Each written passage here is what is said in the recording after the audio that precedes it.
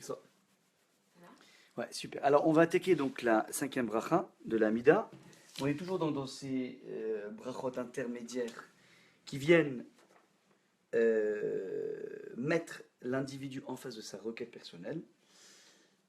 On a abordé la dernière fois la bracha qui concerne l'intelligence, qui était considérée comme la chose la plus essentielle à attraper dans la vie d'un individu.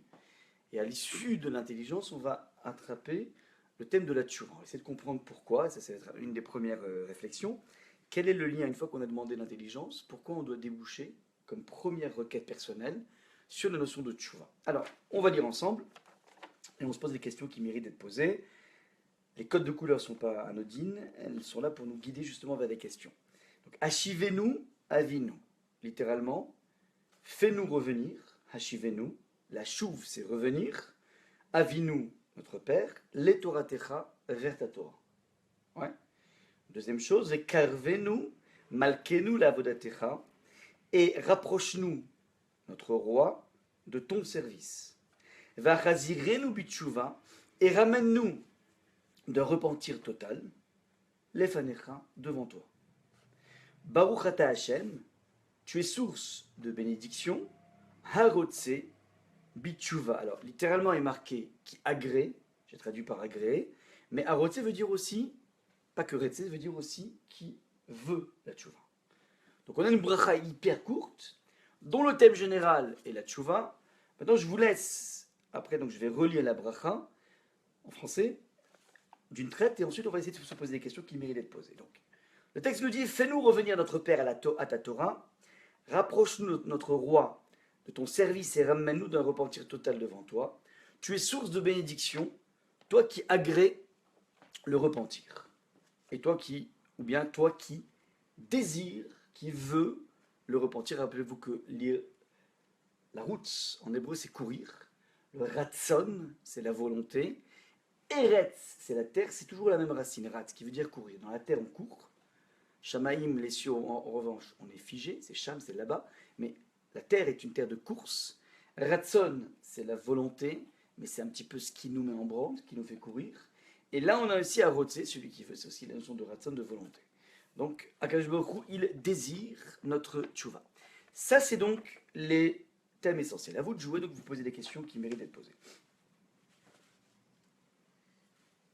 Non, vous avez mis en valeur la Gino Malkeni. Ouais, donc vas-y, c'est pas grave. Oui, bon, bah voilà, quoi. Une fois c'est notre Père, une fois c'est notre roi. Donc, on a deux cribles, deux prismes d'accès à Hachem. Soit en tant que notre Père, soit en tant que notre roi. Maintenant, étaye un peu plus ta remarque. Ben, l'un c'est associé à la Torah, Ouais. l'autre c'est au service. Voilà. Qui plus est, c'est pas simplement par hasard, ça veut dire, il y a Avinu est lié à la Torah, ça veut dire, lorsqu'on parle de Torah, de retour à la Torah, Hachem, il s'appelle Papa, et lorsqu'on parle de retour au Mitzvot, Hachem, il s'appelle notre roi. Ça veut dire, et ça c'est vachement important à attraper, que tu ne ressentiras pas la même chose dans ton lien avec Hachem en allumant des nérotes et en assistant à un cours, en étudiant un Rashi. C'est pas le même type de connexion. C'est une connexion, mais qui ne te fait pas ressentir Hachem de la même façon. Il y a un prisme qui s'appelle le roi, et il y a un prisme qui s'appelle le père. On va essayer d'expliquer pourquoi de façon intrinsèque, le lien avec l'étude de la Torah te crée un lien de fils à père, un lien de filiation, par opposition au lien des mitzvot qui te crée un lien de sujet, de éved. Ouais, donc ça va être ce qui va évidemment ressortir, mais l'analyse est très juste. Ensuite, soyez hyper logique dans l'analyse de texte, c'est hyper important d'être logique. Ouais. Oubliez que c'est du Kodesh, imaginez que c'était un texte Chazé Shalom classique. Alors vous poserez les questions qui méritent d'être posées.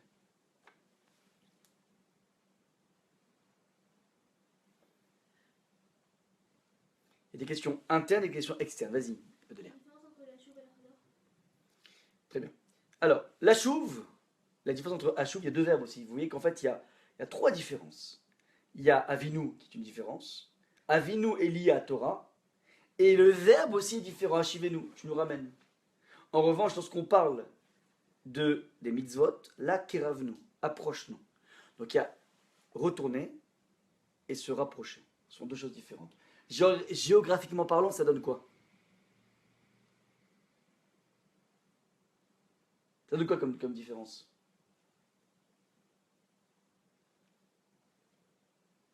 Quand je retourne et quand je me rapproche. Ben, une fois, on y a déjà été, et l'autre fois, non. Ouais, exactement. C'est ça qu'il faut comprendre. C'est qu'apparemment, la chouve pour la Torah, ça veut dire qu'on revient à un état initial. La question, à quel état initial? Ouais, évidemment. Maintenant, les carrés, se rapprocher, ça veut dire qu'on n'a jamais vraiment été. Donc dans le domaine de la Torah, on considère qu'on ne fait qu'un retour aux sources. Il faut essayer d'expliquer quelles sources. En revanche, lorsqu'il s'agit des mitzvot, nous n'avons comme ambition que de se rapprocher. Pas d'atteindre, mais de se rapprocher. On atteint dans la Torah et on ne fait que se rapprocher dans le monde de la avoda, du service divin. Extra. Alors, il y a Achazira, maintenant un troisième verbe. Ouais. Achazirenu, ramène-nous bitshuva shelema lefanecha. Ramène-nous dans une tchouva complète lefanecha. C'est quoi la question qu'il faut poser ici? Déjà, ça doit être une démarche entre nous. Enfin, on lui demande à lui de nous ramener. C'est un peu à nous de. Il y a quelqu'un qui a fait une faute ou des choses comme ça, c'est à lui de faire le choix, c'est pas Dieu qui va lui. Voilà, ça c'est la grande question classique qu'il faut poser. Depuis quand on peut faire une tfila pour faire tchouva? Mais faire tchouva, ça dépend de toi. Ouais. Pareil, prier pour que quelqu'un fasse tchouva, est-ce que ça marche ou ça marche pas? Mais c'est prier contre son libre arbitre. Ça veut dire il a un libre arbitre. Quel est le sens de prier pour qu'il utilise bien son libre arbitre? Mais il est libre de l'utiliser comme il veut.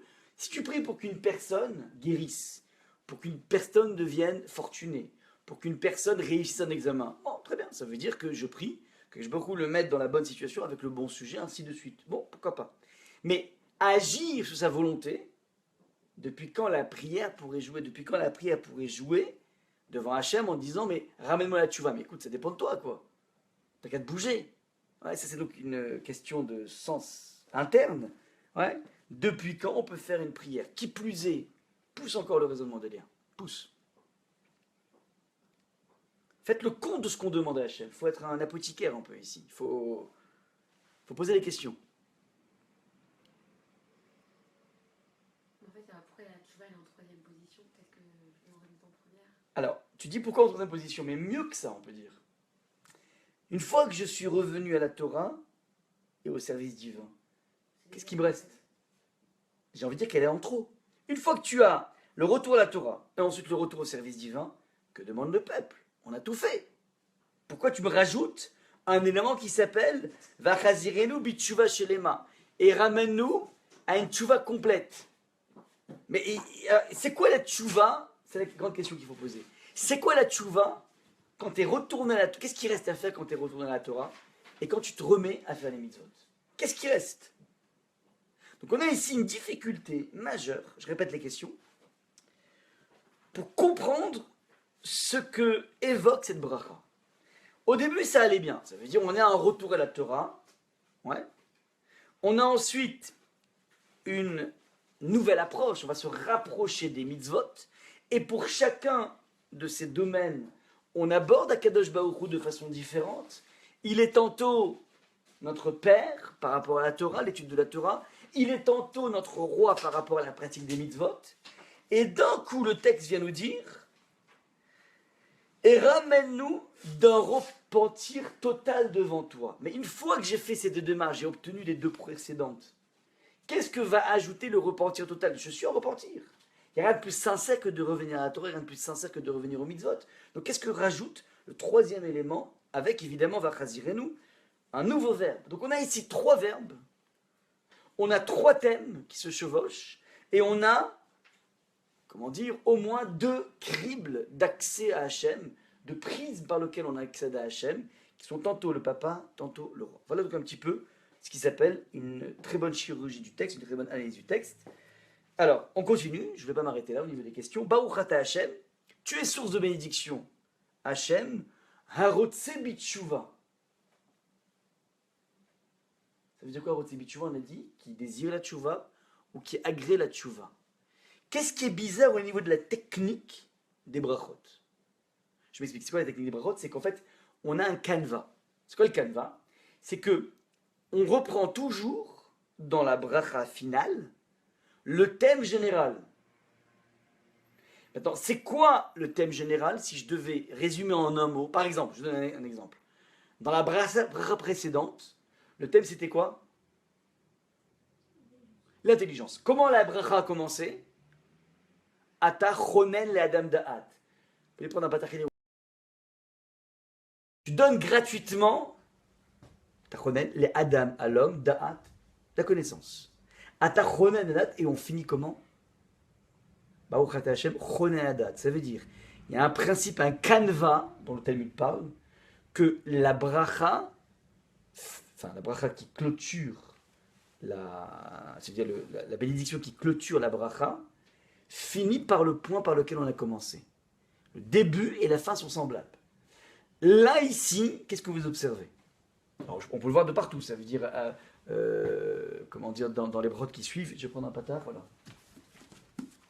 Le patard, regardez, c'est très simple, dans toutes les broches c'est comme ça. Je prends par exemple la suivante. Selach lanu avinu, pardonne-nous. Baruch ata Hashem, chanun amabel isloach. Donc le premier verbe qu'on a utilisé c'est selach, pardonne-nous. On finit par chanun amabel isloach. Pareil. Façon ashkenaz, à peu près pareil. Ouais. Re'ena ve'onienu. Vois be'onienu, vois dans notre détresse. Virivarivenu ma'er leganu geoula. Shelema et, comment dire, précipite la geoula. Baruch ata Hashem goel Israël. Tu vois que le thème qui est abordé en début de bracha se retrouve dans la bracha finale. Là, ici, il y a une petite nuance. Quelle est la nuance? C'est Teshuvah, alors que c'était pas le thème central de la bracha, en fait. C'était juste le troisième. C'était juste le troisième. C'est juste mieux que ça, même au niveau du verbe. Ce qui m'intéresse, c'est mieux. Vas-y. Une question de la Voda. Pourquoi c'est pas des brachot qui sont parfois les batalas? Dans le sens où on dit Arot tu vois, mais on sait pas. Bon, ok, Arot tu vois, c'est général. Par exemple, on dit Goa Israël. C'est-à-dire. Pour l'instant, il ne nous a pas encore libérés. Alors, c'est pas Bracha Levatala parce qu'en fait, Goal Israël n'est pas ce que tu crois. Goal Israël, on le verra. Je te le donne comme ça avec Eveguer, il explique. C'est ce que je ressens maintenant. Et ça, il n'y a pas une chose dans les 18 dans laquelle tu ne peux pas avoir un écho personnel. Ça n'existe pas. Ouais. Même si tu es en pleine santé, ouais, tu verras que dans la bracha sur la santé, même si tu as une santé, mais d'enfer, ce qui est déjà rare, ouais, de personne qui peut dire, voilà, moi, il n'y a pas un souci dans ma vie. Ouais. Même si c'était ça, tu verras qu'il y a certaines dimensions de la refoua que tout individu nécessite. Oui, par exemple, Ronan Nadal. Ouais. Dieu, il donne l'intelligence. Ouais. Okay, mais peut-être Tu dis, moi, je suis nanti, ça va. Non, Tu es à 180. Non, je dis pas, je dis peut-être que sur cette bénédiction-là, sur cette amida-là que je vais faire, ouais. Il ne va pas vouloir me gratifier. Ok. Ouais. Cette bracha-là que j'ai faite, je lui dis, tu donnes. Alors. S'il a pas envie, voilà. Bonne remarque. Sauf que c'est pas que je fais une bracha pour consommer un fruit. Si j'ai pas le fruit, j'ai fait une bracha en trop. C'est pas une birkat à mitzvot. C'est pas une birkat à nehenim pour profiter. Donc il y a plusieurs catégories de brachot. C'est une birkat à shvar. Shvar, ça veut dire c'est une louange. C'est un fait. Et c'est ça qui nous a. C'est un fait que Baruch Hu dispense l'intelligence. Même si toi t'as pas été, tu considères que t'as pas été exaucé, c'est une réalité qu'on reconnaît. Au même titre qu'on reconnaît qu'il est Mechaya Metim, on est toujours dans cette posture qui s'appelle Akadosh Baruch Hu, je reconnais en toi le pouvoir de tout, le super pouvoir. Ça, c'est le point essentiel à attraper. Alors, une petite question subtile que je voulais vous poser, c'est que, étant donné que le thème général, Myriam, de la bracha, c'est Amar Chazara Bitshuva, revenir à la Tshuva, alors on aurait dû avoir ici Amarzir Bitshuva. Amarzir Bitshuva. Ouais. Donc il y a une certaine dissonance entre, comment dire, le noyau dur de la bracha et, comment dire, ce qui va être effectivement reposé. On essaiera de rendre compte de ça. Donc voilà un petit peu ce qui s'appelle une analyse pertinente. Est-ce qu'il y a peut-être d'autres questions qui m'auraient échappé peut-être? On aurait pu vraiment dire Amarzir Bitshuva dans le sens où dans ce cas il n'y a plus libre arbitre. Réponse non, exactement. C'est à cause de ça. C'est étant donné qu'on ne peut pas dire que Hachem il est Marzir Bitshuva, il ne nous force pas à faire Tshuva. Et on le sait, tout est dans les mains d'Hachem, c'est-à-dire que Hachem maîtrise tout, sauf la Yirat Shamayim, sauf la crainte de Dieu. Ça veut dire, ta faculté à faire pénétrer Hachem dans ta vie, ça dépend de toi. Enfin, ça dépend aussi beaucoup des facteurs qu'on a. C'est-à-dire que, Par exemple. Ben, déjà, je pense qu'on peut toujours nier ensuite par la suite, mais je veux dire, il y a des facteurs d'abord qui peuvent nous obliger à nous remettre en question. Et donc, alors après, cette remise en question, elle ne va pas forcément mener vers. Mais parfois, il y a des situations où on a quasiment. Oui, c'est sûr que c'est le fruit ensuite d'un choix. D'un choix préalable et d'une. Une personne qui vit un miracle, il a le choix de dire que la nature a bien fait les choses, ou dire que c'est le bon Dieu. C'est son choix. Quelle que soit l'émotion que je peux avoir dans ma vie, je peux l'interpréter à ma sauce. C'est moi qui décide. Oui, mais par exemple, si Dieu il m'a mis dans un contexte, par exemple, éducatif, dans lequel on m'a formé, on a conditionné mon esprit à analyser par le prisme. Le monde par le prisme du bon Dieu. Voilà, à ce moment-là, je perds une grande part de mon libre arbitre. Ouais, sauf que c'est vrai, sauf que, il va expliquer Rav Dessler, l'éducation ne fait qu'une seule chose, c'est qu'elle te met dans une portée de libre arbitre. Ça veut dire que... Nicolas Dabira, exactement. C'est Rav Dessler, il est connu sur Rav Dessler, je le répète parce que c'est important au niveau culture juive. C'est que, évidemment, un bonhomme qui est né, dans un bidonville de Sao Paulo. Ouais. Alors lui, dans sa vie, il a vu quoi? Le proxénétisme, le trafic de drogue, il a vu les règlements de compte. Cette personne, c'est évident que son niveau de Bechira, son niveau de libre arbitre ne se situe pas au niveau de Mouktsé Shabbat. Ouais, parce que lui, il a d'autres choses dans sa vie. Si déjà il s'en sort dans la vie à ne pas voler, de ne pas aller tirer les sacs à main des madames, c'est déjà grandiose. C'est déjà preuve de tzidkout, parce qu'un bonhomme qui n'a pas d'éducation, qui a vu ça toute sa vie, si déjà il tue pas, il viole pas, il fait pas de trafic de drogue, et même il arrive à ne pas faire du pickpocket dans le métro, c'est un tzaddik, ça s'appelle un tzaddik. À son niveau, c'est un travail colossal. Maintenant, ce travail colossal de Pablo qui habite à Sao Paulo, tu regardes ça par rapport à un enfant qui est né à Bedemrak ou à Sharim, lui tu lui parles de vol, de proxénétisme, il ne comprend même pas ce que ça veut dire. Ouais, l'adultère, pour lui, c'est une paracha dans la Torah, il n'a même pas d'image de ça. Nous, au moins en France, qui vient on a des images par les acteurs, mais lui, il ne connaît même pas les acteurs, donc il ne sait même pas c'est quoi l'adultère, il ne connaît pas ça. Ouais.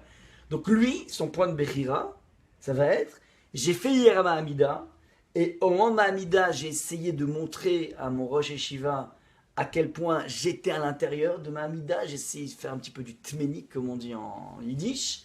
Ouais, et donc quelque part, j'ai voulu montrer qui j'étais dans un acte qui est censé être totalement un acte entre moi et Hachem. J'ai fait de la démonstration dans un acte qui devrait être totalement camouflé.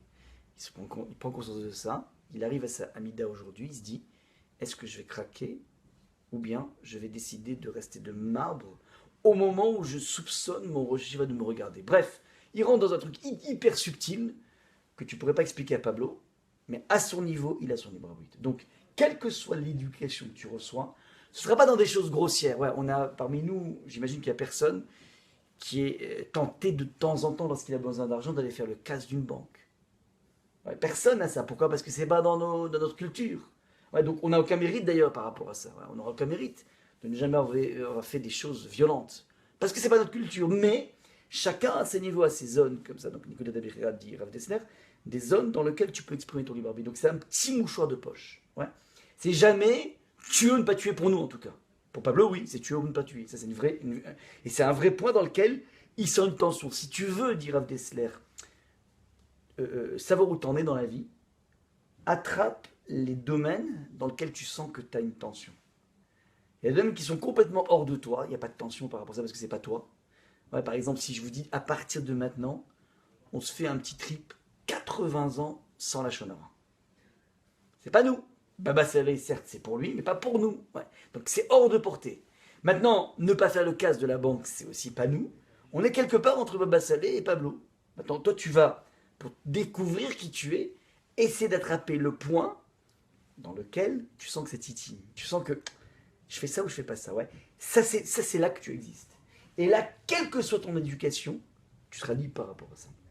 Donc, on va essayer donc de répondre à toutes les questions qu'on s'est posées au niveau donc du texte. Alors, comme toujours, on fait ça, ça veut dire la Hamida, c'est un canevas, mais c'est aussi une logique interne à l'intérieur du canevas. Et il y a un agencement des brachot qui est lié à une véritable réflexion. La première des choses, donc, c'est que avant d'analyser la bracha telle quelle, on regarde ce qui était avant, pour comprendre la filiation. Le texte nous dit la chose suivante. Vous voyez bien qu'en fait, la bracha qui précède, c'était l'intelligence. Et il faut se poser la question, pourquoi juste après avoir demandé à Kadosh Baruch Hu de nous ouvrir tous les canaux d'intelligence, Chorma, Bina et Da'at. La sagesse, donc la Chorma, c'est l'accumulation des connaissances. La Bina, c'est la faculté de comprendre quelque chose à partir de quelque chose, la déduction. Et Da'at, ça va être le savoir intuitif. Une fois qu'on a demandé cette palette extrêmement large de tous les canaux intellectuels, pourquoi avoir besoin de déboucher sur la tchouva? Alors, première chose, c'est un point assez essentiel, on ne demande pas de l'intelligence à Hachem que pour mieux comprendre ma vie. C'est déjà pas mal, mais on a en permanence une optique qui s'appelle l'optique de l'éthique, c'est-à-dire de la bonification. Ce qu'on demande à Akadosh Baruch Hu, c'est toujours pour être quelqu'un de meilleur. Et ça, il ne faut jamais l'oublier. C'est vrai qu'on a tous un certain Yetzirara par rapport à tout ce qui est du domaine de la brillance, tout ce qui est du domaine de l'intelligence. Mais il ne faut jamais oublier que l'intelligence n'est pas là simplement pour essayer de briller en société. L'intelligence est avant tout pour devenir quelqu'un de meilleur. Et c'est quoi quelqu'un de meilleur? C'est quelqu'un qui va utiliser toutes ses facultés, ses connaissances, sa faculté de déduction, son intuition, pour faire du bien autour de lui. Ça, c'est donc le point essentiel. L'intelligence débouche sur la tchouva, premier point. Deuxième point, bien comprendre une chose, c'est que il y a un phénomène de synergie.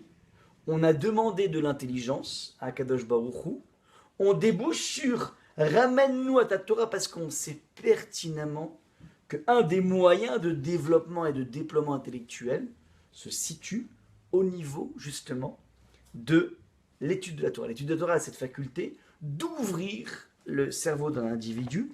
Et donc, on ne fait pas que demander à Kadosh Baruch Hu, on dit à Hachem, et tu sais quoi, rapproche-moi rapidement de l'outil. Il y a un logiciel qui s'appelle le Talmud, l'étude de la Torah en profondeur, que ce soit pas que le Talmud, il y a Rashi, dans le Chumash, bref, peu importe le texte qu'on a sous les yeux, lorsqu'on l'étudie façon Torah orale, on sait pertinemment que c'est ça qui va nous permettre d'avoir le bon remède, la bonne posologie, pour pouvoir ouvrir ces canaux intellectuels. C'est la deuxième raison. La troisième raison est la suivante, c'est que lorsque on a une connaissance différente, elle doit nous permettre, et c'est en fait l'enchaînement, une fois que tu as une connaissance plus puissante, à part ta bonification, ça doit changer ton rapport au bon Dieu. J'ai marqué ici dans le texte l'histoire de Rav Saadia Gaon. Un jour, donc Rav Saadia Gaon, c'était un des grands maîtres du Xe siècle, plutôt 9e et 10e siècle. Il a une importance absolument colossale pour le Talmud, enfin pour l'étude de la halacha. Vous savez qu'il y a plusieurs phases dans la Torah orale. Une première phase qui s'appelle l'écriture de la Mishnah, ça va être la première infraction à l'interdit de coucher la Torah orale sur un texte, c'est interdit. Et en plus de ça, on s'est rendu compte que si on continue à rester dans une Torah orale, les enseignements vont se perdre. En étant plus 100, plus 200, il y a de plus en plus en Israël de courants qui dévient, qui partent du judaïsme et qui dévient totalement. Si nous ne couchons pas sur un texte les enseignements oraux de la Mishnah, on va rapidement assister à la mort de la culture juive. Donc première phase, plus 200, on écrit la Mishnah. La Mishnah est un texte extrêmement condensé, extrêmement simple, mais en même temps extrêmement compliqué. Simple parce qu'en fait, il se présente de façon très simple, mais en fait, il est hyper profond. La Mishnah s'avère être quelque chose de trop profond, et on va aller d'année en année en couche de dévoilement de plus en plus fort. La Mishnah, c'est un petit recueil. Le Talmud va être écrit 200 ans après, en plus 400, qui va être un commentaire de la Mishnah, qui va permettre de dire tous les non-dits de la Mishnah que nous avions de façon orale, mais encore une fois, le même scénario. Le judaïsme est en train de se perdre, les juifs n'ont plus leur terre, n'ont plus leur Beth Amikdash, n'ont plus d'autorité dans le pays dans lequel ils se trouvent, donc il faut à tout prix trouver des supports écrits. Le Talmud ne s'arrête pas là en plus 400, puisqu'arrive après en plus 600, 700, 800, 900, arrive ce qu'on appelle, en l'occurrence, les géonymes, les géants. Ces génies qui sont des personnes qui, à partir du Talmud, vont écrire des responsables, c'est-à-dire des jurisprudences, qui vont nous permettre de pouvoir statuer des halakhot qui ne sont pas marqués texto dans le Talmud. Après les Gaonim, on a ce qu'on appelle les Rishonim. Parmi les Gaonim, vous avez Rav Saadia Gaon, vous avez Rabbeinu Hananel, vous avez Rav Hai Gaon, Rav Achai Gaon. C'est donc une flopée de grands maîtres qui se trouvaient notamment en Égypte, qui se trouvaient notamment en Babylonie, et qui ont écrit des responsables qui sont les sources essentielles de la halakha jusqu'à aujourd'hui. Maintenant, sur cette couche des Géonim, on va se superposer les Rishonim de 1000 à 1500. Rashi, Rambam Maïmonide, Nachmanide, le Ritva, le Rashba, donc des centaines et des centaines de maîtres du Moyen-Âge qui ont essaimé un peu partout. En Europe, beaucoup. Espagne, France, Allemagne, Turquie, enfin plutôt la fin des Rishonim en Turquie, donc le Rabbi Yosef Karo, après plus tard en Israël, bref, des flopées de maîtres qui vont venir commenter le Talmud, qui lui-même commente la Mishnah qui elle-même est encastrée dans le verset. On a donc un système pyramidal, et donc là, en l'occurrence, Rav Saadia Gaon a une importance absolument colossale. Il était aussi, à part donc ces responsables qu'il a écrites, il était aussi très connu pour ses débats extrêmement houleux avec les représentants du monde chrétien et du monde musulman.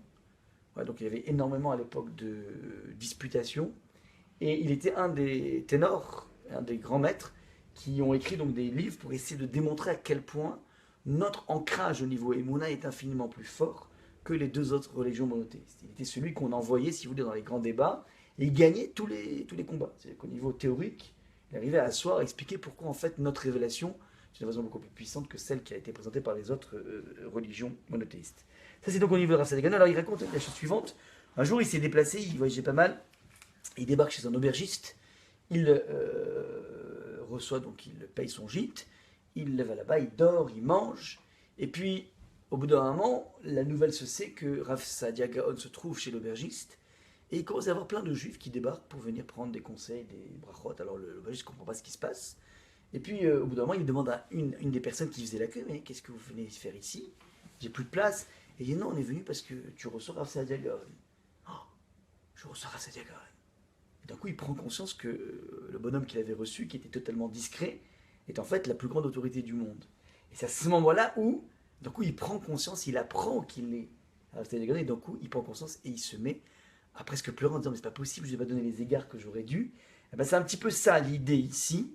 Une fois qu'on a demandé à Akadosh Baruch Hu de nous ouvrir les canaux de réflexion, les canaux de compréhension, alors d'un coup, on prend un peu plus la mesure de ce qui est Hachem. C'est en fait l'image. Et donc du coup, on peut dire, ok, j'ai compris qui est Hachem, et donc maintenant, je te demande à Akadosh Baruch Hu de me ramener à ta Torah, de me ramener à ton service. Donc c'est comme ça qu'on comprend le lien. Deuxième point important, on verra toujours dans le fil des brachot qu'il y a une correspondance entre la lettre et le nombre. C'est-à-dire qu'on est à la 5e bracha et 5 c'est He. D'ailleurs, vous voyez, je vous ai marqué ici en jaune, ça commence par un He, ça finit par un He. Et pourquoi le He, la lettre He, le 5, la lettre He, est lié au concept de la tchouva? Tout simplement parce que lorsque Akadosh Baruch Hu a créé le monde, alors le texte nous dit la chose suivante, El toldot Hashem va'aretz behi bare'am. Le verset nous dit, telles sont les origines du ciel et de la terre lorsqu'il fut créé. Et les commentateurs font la remarque suivante, behi bare'am, en les créant, peut se décomposer en deux morceaux. Behe bar'am. Avec un He, il a créé. Hachem a créé le monde avec la structure du He. C'est quoi la structure du He? Dit le Talmud, pourquoi le monde a été créé par la lettre E? Car il ressemble à un véritable vestibule, duquel tout celui qui veut en sortir le peut. Vous voyez un petit peu, si vous voulez, si le E c'est la structure du monde, un E, c'est-à-dire qu'il y a une sortie dans laquelle un individu peut tomber. On peut tomber dans ce monde, on peut se laisser aller à toute forme de tourbillon qui te saisit. C'est la première des choses. Maintenant, la deuxième des choses, quelle est la deuxième chose? Maintenant, vous voyez qu'ici, il y a une ouverture, mais il y a une petite branche qui est suspendue. C'est la branche du He. On dit le Talmud Parce que, de façon à laisser une ouverture pour celui qui se repentit. Donc vous voyez un petit peu cette petite lucarne ici.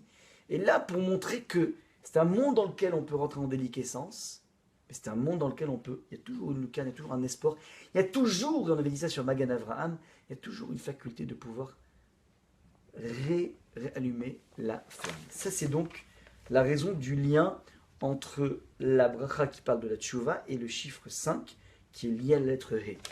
Autre remarque que fait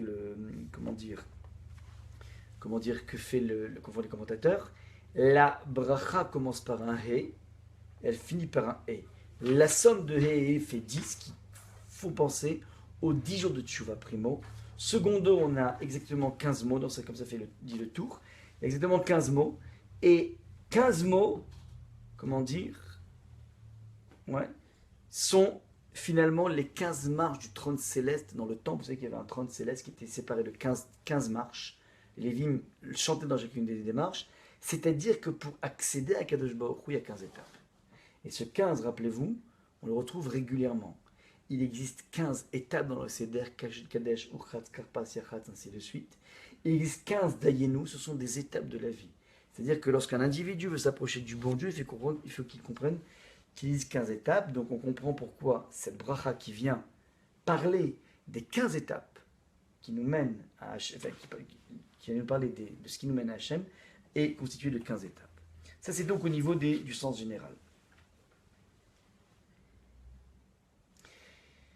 Maintenant, autre point absolument essentiel, très souvent lorsqu'on parle de la tchouva, c'est un point vraiment important qui est développé par Rav Wolbe, lorsqu'on évoque le concept de la tchouva, on a toujours l'impression que la tchouva, il y a une faute. J'ai fait une bêtise, j'ai fait des bêtises, et je vais essayer de trouver un moyen pour abandonner mes erreurs, pour regretter mes erreurs, et pour prendre sur moi de ne plus les refaire. Alors le Rav Wolbe amène d'un Talmud une tchouva tout à fait intéressante qui va nous faire comprendre le troisième moment de cette bracha. On avait dit qu'il y avait un retour à la Torah, un retour au mitzvot, et enfin, revenir à une tchouva complète. On s'était posé la question, mais il a dit, mais je comprends pas, une fois que tu reviens à la Torah, que tu reviens au mitzvot, alors évidemment que tu es dans la tchouva complète. Qu'est-ce que rajoute la tchouva complète? Alors, le Talmud dit la chose suivante, il prend appui sur un verset des Teilim qui est connu, qui dit la chose suivante, Ashrei Ish, Asher. Ah, il me manque le pasouk. Ouais. Ashrei Ish, Asher Ose Tchouva. Le Télim dit la chose suivante, heureux l'homme qui fait Tchouva. L'homme qui fait Tchouva est un homme qui est heureux. La Tchouva doit être quelque chose de agréable. Ouais.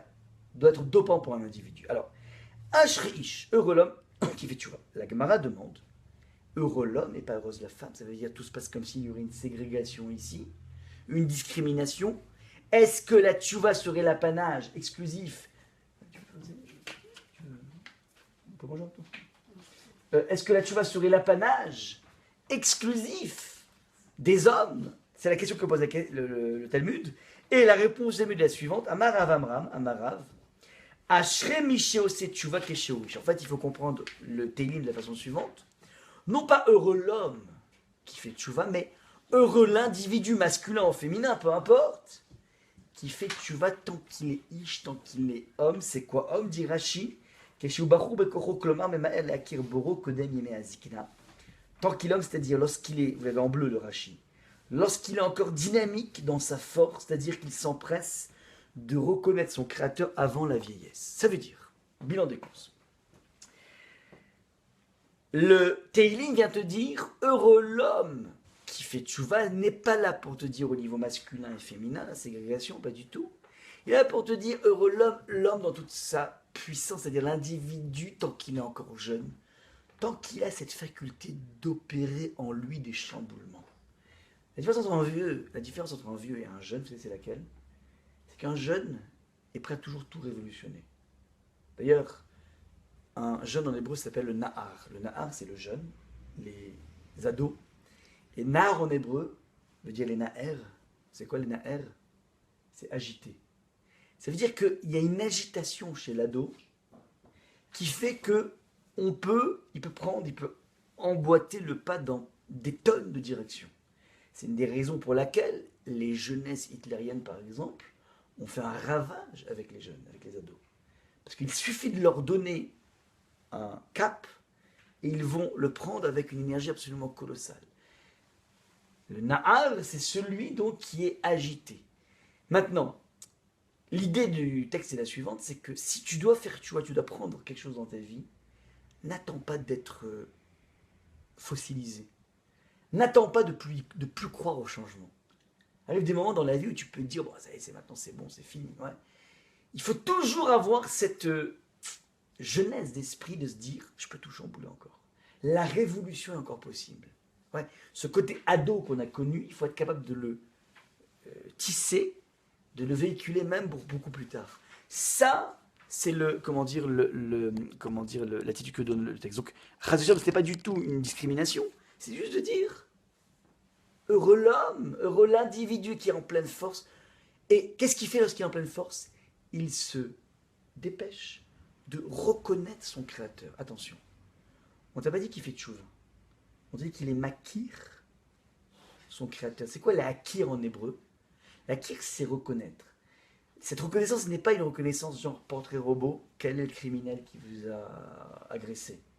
La reconnaissance, c'est une reconnaissance que l'on retrouve dans la Torah qui s'appelle qui aide ben à Senoua Yakir. Yakir, ça veut dire, lorsque par exemple un homme aura deux enfants, celui donc qui est issu de la femme qu'il n'aime pas et celui qui est issu de la femme qu'il aime, il aura tendance à donner double part dans son héritage à l'aîné de la femme qu'il aime, mais si le premier de la femme qu'il n'aime pas est né avant, eh ben, il est censé ne jamais déplacer la Béchoua. Le premier-né doit avoir double part, peu importe d'où il vient. El ben asenoyaki, il reconnaîtra, ça veut dire qu'il devra payer, il devra donner l'héritage à celui, même si ça lui, c'est le gène. On a vu historiquement un yakir par rapport à Tamar, qui vient proposer de façon extrêmement élégante à Yehuda, Hakerna, reconnais, je t'en prie, à qui appartiennent ces signes. Il avait eu une aventure avec une prétendue prostituée Yehuda. En fait, c'était Tamar, sa bru, qui s'était déguisée. Elle tombe enceinte. Il a l'impression qu'elle est allée faire des bêtises alors qu'elle était censée être réservée à son fils. Elle est accusée d'adultère et à ce moment-là, au moment où il devait payer son acte, alors il n'avait pas des chevreaux pour payer, qu'est-ce qu'il a donné? Il a donné des gages. Maintenant, elle, au moment où on doit la brûler, qu'est-ce qu'elle fait? Elle dit voilà, Akerna, je t'en prie, reconnais à qui appartient. Elle n'a pas dit c'est de toi. Elle lui a laissé l'élégance du choix d'avoir une honte en public. Et il choisit effectivement Tzadka Mimeni. C'est de elle que j'ai. C'est-à-dire, l'Akir, ce n'est pas une connaissance théorique. C'est une connaissance, ça veut dire pratique, une connaissance expérimentale. Tant que tu as de l'énergie, tu pourras essayer, entre guillemets, de te rapprocher d'Hachem et de palper Hachem. Mais si tu es déjà en mode sans aucune pêche, sans aucune... Alors, ta connaissance d'Hachem sera théorique. Le texte dit, fais tu vas, ça veut dire, mets en place une reconnaissance d'Hachem qui va venir arroser, qui va venir imprimer, imbiber tous tes actes. C'est pas que je fais pas Shabbat et je fais Shabbat maintenant. C'est, je fais Shabbat depuis des années, mais maintenant mon Shabbat va avoir une nouvelle connotation. Mes nérotes auront une nouvelle pêche parce que je vais pas faire un acte machinal, je suis en train de rentrer en Wi-Fi avec Hachem au moment où je fais une mitzvah.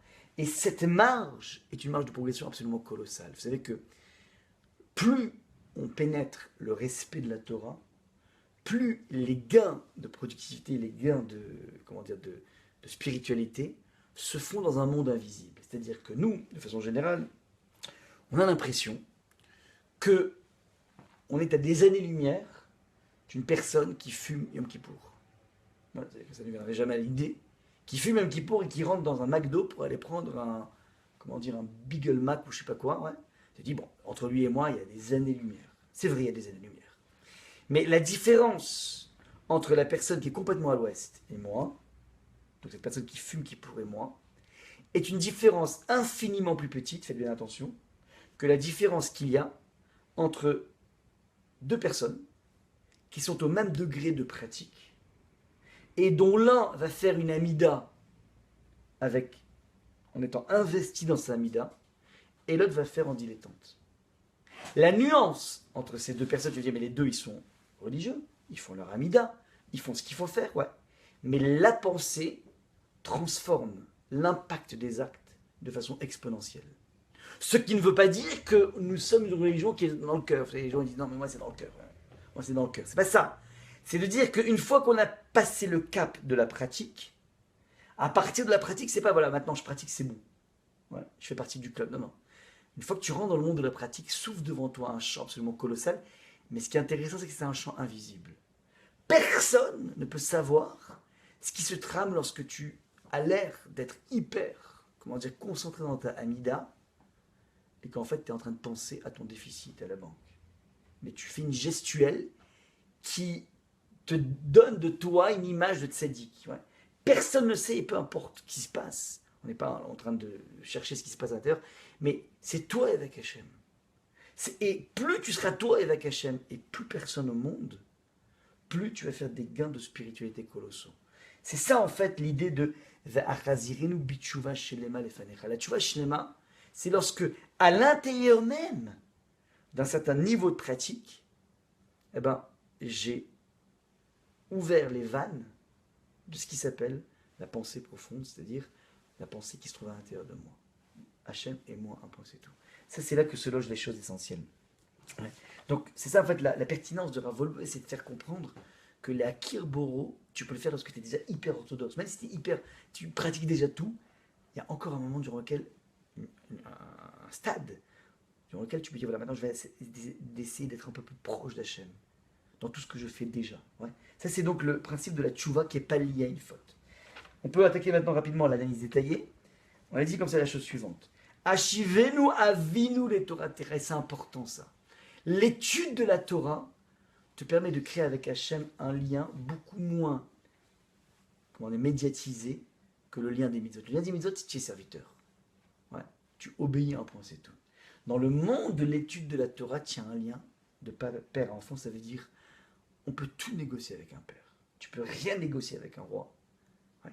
Tu vas négocier, par exemple, la couleur des téphilines. Moi, j'aimerais bien faire fashion les téphilines, faire des téphilines roses. Qu'est-ce que vous en pensez? Ça, tu ne peux pas négocier. Il y a une posologie, tu ne peux pas jouer avec ça. L'étude de la Torah est un monde de la recréation du monde. Et là, tu es associé avec Hachem, donc tout le dialogue est possible. Il y a peu de dialogue, si vous voulez. Il y a moins de dialogue dans la mitzvah que dans l'étude de la Torah. Donc, Ashivenu avinu les Torah. Que veut dire Ashivenu? Elle a demandé Odéa, mais je ne comprends pas. C'est quoi retour? Pour l'un, c'est retour, de l'autre, c'est se rapprocher. Réponse parce qu'on part du principe, et c'est un point essentiel, la Gemara dans Nida dit que le bébé dans le fœtus de sa maman est apprend toute la Torah. La Gemara va dire qu'une fois que l'enfant doit sortir, il y a un ange qui vient et qui lui frappe au niveau de la bouche, qui fait qu'il oublie tout ce qu'il a appris. Donc il y a, en tout cas c'est intéressant, dans le ventre de notre mère, on a appris toute la Torah, et ensuite elle a été oubliée. Les commentateurs demandent à quoi ça rime d'apprendre pour oublier, pour passer en mode Alzheimer. Quel est l'intérêt? Réponse. Nous avons été structurés par la Torah.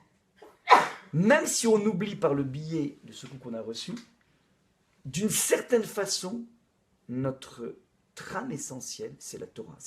On a été forgé là-dedans.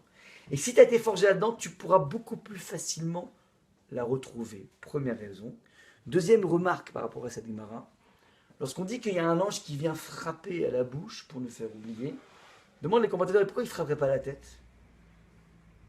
C'est plus simple pour faire oublier, c'est pas la bouche qu'il faut faire, c'est la tête qu'il faut frapper pour qu'on oublie. Élément de réponse, le lieu où il nous frappe est l'indication pour savoir à partir de où je vais pouvoir retrouver ce que j'ai perdu. On te frappe à la bouche parce que c'est par le biais de la Torah orale, par le biais de l'étude, dans une véritable discussion pour essayer de découvrir la vérité du texte, que tu vas pouvoir retrouver cet état initial du fœtus. Maintenant, deuxième aspect d'après le Rabbi Eliezer ben Agra, le fils du Gaon de Vilna, c'est quoi? Ashivenu avinu Torah, ramène-nous à ta Torah, c'est-à-dire on évoque ici de façon beaucoup plus simple, moins allégorique, On évoque ici tous les pans de la Torah qui ont disparu. Il existe des pans entiers de la Torah qui ont disparu et, comment dire, qui se retrouvent, si vous voulez, parmi la sagesse des nations. Et donc c'est en allant faire de la spéléologie, si vous voulez, dans la sagesse des nations, qu'on peut récupérer des étincelles de la Chokhmah qui s'est cachée. Il y a un Moreh Nevuchim, le Rambam, s'est donné comme tâche dans le Moreh Nevuchim de donner un sens aux mitzvot. Ça veut dire, on fait les mitzvot parce que Hachem a demandé, mais c'est pas interdit d'avoir un goût, d'avoir une compréhension minimale de la mitzvah.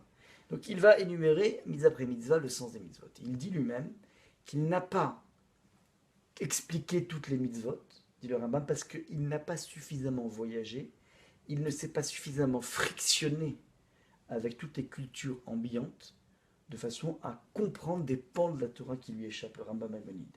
Ça veut dire qu'il y a, si vous voulez, un phénomène de prise d'otage de certains morceaux de la Torah que nous sommes censés petit à petit récupérer. C'est en fait l'idée.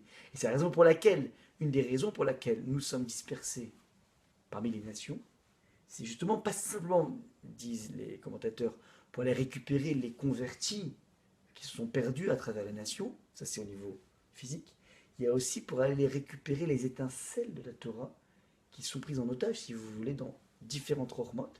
Et nous, juif français avec son esprit cartésien, va déployer une facette de la Torah inédite qui se retrouve, nulle part ailleurs. Et le juif américain, le juif anglais, le juif australien, chaque juif, en fonction de la culture ambiante, va aborder le texte de la Torah avec un prisme tout à fait particulier, qui va lui permettre de dévoiler quelque chose que personne ne peut dévoiler jusqu'à présent. Donc ça, c'est un petit peu l'aspect de Hashivnu Avinu Torah. On peut penser donc à deux choses: le retour sur soi-même et qu'Akadosh Baruch Hu nous redonne tous ces pans de la Torah. Ça veut dire, tes juifs en France, on attend de toi une approche tout à fait française. On n'attend pas de toi un clonage par rapport à un juif israélien. C'est ça qu'il faut comprendre dans l'étude. Il y a une étude typiquement française, une étude typiquement américaine, une étude typiquement israélienne. Et c'est ça un petit peu qui te montre la richesse de la Torah. Je continue. Vekarvenu malkenu la Torah. C'est intéressant. Une fois que tu fais par ton intelligence, que tu as demandé à Hachem, un retour à la Torah, troisième moment, Karvenu malkenu la Torah, rapproche-nous de ton service. Ça veut dire, lorsque tu étudies à fond la Torah, ça te donne envie de mieux pratiquer. Il y a un lien direct entre l'étude de la Torah et la pratique qui est marqué ici. Malkenu, donc du Père Roi, on avait expliqué qu'il y a une nuance dans le prisme d'accès à Hachem. Il y a quelque chose de plus chaleureux, si vous voulez, dans l'étude de la Torah que dans la pratique elle-même des mitzvot. Mais carvez-nous la différence entre à rapprocher et venir, parce que on était dans le fœtus de notre mère, au contexte de la Torah totale, on avait toute la Torah. La tchouva, on ne l'a jamais fait jusqu'au bout. Donc on retourne, on essaie de se rapprocher du service. On ne peut pas dire qu'on a eu une phase dans notre vie où on était en service total parfait. Bi tchouva shelema. Donc une fois qu'on a déployé à la fois la dimension de l'étude et la dimension de la pratique, alors là maintenant, il y a un effet synergique des deux domaines qui fait que d'un coup, notre tchouva, c'est une tchouva beaucoup plus shelema. Maintenant, le dernier point, Akadosh Baruch Hu a rotse bitchouva, on avait dit, soit il agrée notre tchouva, il faut espérer, mais surtout il désire notre tchouva. Ça veut dire quoi qu'il désire notre tchouva? Il y a une parabole de Rav Mandele de Rimanov qui est connue, que je répète ici. Il y avait un jour le Rebbe qui se promenait comme ça, il entend dans un appartement les pleurs d'un enfant. Donc il s'approche, il monte les escaliers, et il voit un enfant qui était caché dans une armoire. Il dit, mais qu'est-ce que tu fais ici? L'enfant se met à exploser en sanglots en disant, voilà, on jouait avec mes copains à cache-cache et personne n'est venu me trouver. Donc il pleurait parce que finalement personne n'a joué avec lui. Alors le Rebbe, sur le champ, il a essayé de consoler l'enfant, il a dit à ses élèves, il a dit, regardez, cet enfant, vous pensez à qui? Vous pensez en fait à Hachem. Hachem lui aussi, il passe son temps à se cacher et des fois il pleure parce que personne ne vient le trouver. C'est un petit peu ça l'idée. Ça veut dire qu'à Rotsé, tu vois, il attend qu'une seule chose, c'est qu'on lui ouvre un tout petit peu quelque chose de notre cœur. Et quand tu vois que il est prêt à tout donner. Mais parfois, on est dans une opacité qui fait qu'on le laisse un petit peu de côté. Ça, c'est un petit peu donc le point à Rotsé Bituba. Hello. Ça, c'est donc le dernier point. Ouais, Amar Zimot Tshuva. Donc, je répète, on a vu plusieurs points ici dans cette Mishnah. Comment? Ah oui, c'est le fait que, quand on avait parlé de Barbie, on va dire un marquisme. Voilà. Parce qu'en fait, tu as un niveau de libre arbitre, ton niveau de libre arbitre, et ce niveau de libre arbitre que tu vas essayer d'augmenter. Ça, c'est donc le point. Alors, bilan des courses, on a vu ici 3 choses dans cette bracha. La première, c'est que après avoir demandé d'ouvrir les canaux intellectuels, ça doit déboucher, sur une bonification de l'individu qu'on demande à Kajbro de faire tchouva. Je ne demande pas l'intelligence juste pour réussir mes examens, pour comprendre ma vie. Je demande pour me rapprocher de toi. Premier lien. Deuxième lien, on a dit que c'est justement par le biais de l'étude de la Torah que je pourrais justement ouvrir les canaux intellectuels. On a vu 3 volets. Il y a d'un côté le retour à la Torah, c'est l'étude de la Torah. Le retour au mitzvot, et là, on côtoie Hachem non pas en tant que papa, comme dans l'étude de la Torah, on le côtoie en tant que roi. Ça, c'est la pratique des mitzvot. Maintenant, la synergie des 2 retours te permet d'accéder à un niveau tout à fait inédit, qui est Achazeno Betchuva Shelema, une Tchuva Shelema, c'est-à-dire avec le même panorama de pratique, ta vie intérieure est en plein chamboulement. C'est en fait la Tchuva Shelema. Donc c'est le 3e volet qui est absolument essentiel. Nous finissons, non pas en disant qu'Hachem t'es marzia Betchuva, parce qu'en fait ça va dépendre de nous, mais on finit sur le fait que Akash Baruch Hu, je sais que tu attends que ça de moi, et donc ça me donne le courage d'y aller. Voilà, c'est pas quelque chose qui est tellement insurmontable. Il suffit de se mettre un petit peu en branle pour y arriver. Je m'arrête là pour la tchouva. On va laisser la place aux pizzas.